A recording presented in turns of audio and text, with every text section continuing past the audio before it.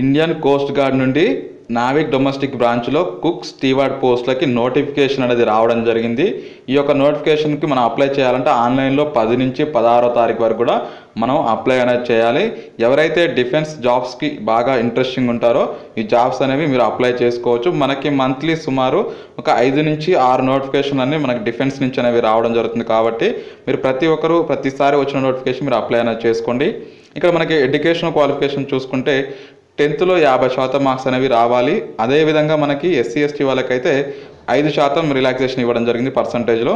మనకి job recruitment మనకి cook and steward పోస్టులు, కుకింగ్లో ఎవరికైతే పట్టు ఉంటుందో ఆ పోస్టులకు అప్లై అనేది చేసుకోండి. ఒకవేళ మీకు లేకపోతే స్టీవార్డ్ పోస్టులకి మీరు అప్లై అనేది చేసుకోండి.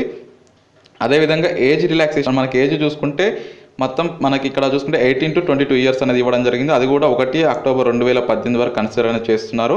ఇక్కడ ఏజ్ రిలాక్సేషన్ ఎస్సీ ఎస్టీకి 5 years, ఓబీసీకి 3 years అనేది మనకి ఇక్కడ ఇవ్వడం జరిగింది.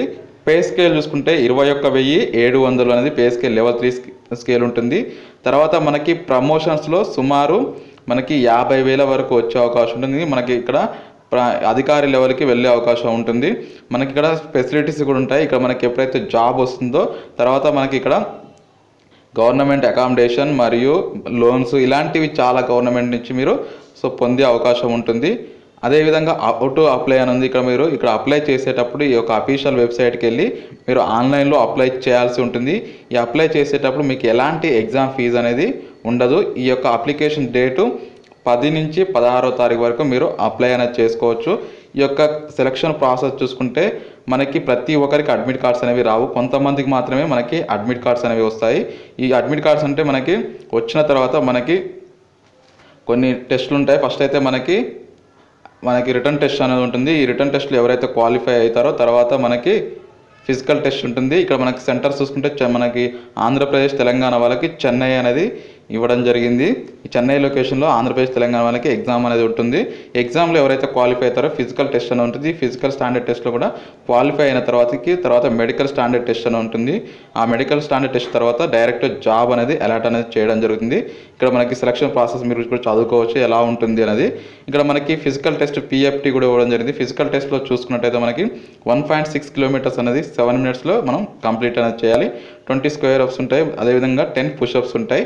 ఇవి ఎవరైతే సాధిస్తారో వారికి తర్వాత మెడికల్ టెస్ట్ అనేది ఉంటుంది. ఈ మెడికల్ టెస్ట్లో సక్సెస్ అయిన తర్వాత ఆటోమేటిక్గా జాబ్ అనేది పోస్టింగ్ అనేది ఇవ్వడం జరుగుతుంది. ఎవరైతే అప్లై చేసే ముందు మీరు ఈ యొక్క మెజర్మెంట్స్ చూసుకొని మీరు అప్లై చేసుకోండి. వెయిట్ కానీ హైట్ కానీ ఇది ఖచ్చితంగా ఉండాలని చెప్పి మనకి నోటిఫికేషన్లో వారైతే మెన్షన్ చేయడం జరిగింది. ఇది మొత్తానికైతే ఇండియన్ కోస్ట్ గార్డ్ నుంచి వచ్చిన మనకి డొమెస్టిక్ బ్రాంచ్లో ఉన్న కుక్ అండ్ స్టీవార్డ్ పోస్టులకు సంబంధించిన ఇన్ఫర్మేషన్. మీరు ఎవరైతే ఇంట్రెస్టింగ్ ఉంటారో వారు అప్లై అయినా చేసుకోవచ్చు. ఎందుకంటే మనకి చాలా తక్కువ పడుతుంటాయి ఇలాంటి జాబ్స్. కాకపోతే అడ్మిట్ కార్డ్ వస్తే మ్యాక్సిమం సాధించినట్టు ఉంటుంది ఈ యొక్క జాబ్ అయితే. నచ్చితే లైక్ చేయండి. Thank you for watching.